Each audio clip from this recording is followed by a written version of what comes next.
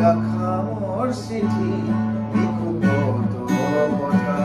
তুমি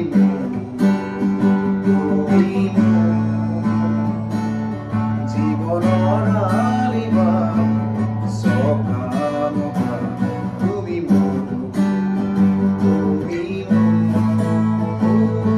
কাহিনীৰ মাজতে কাহিনী ভৰা যাবনা জীৱন নিজে লগা বেজাৰৰ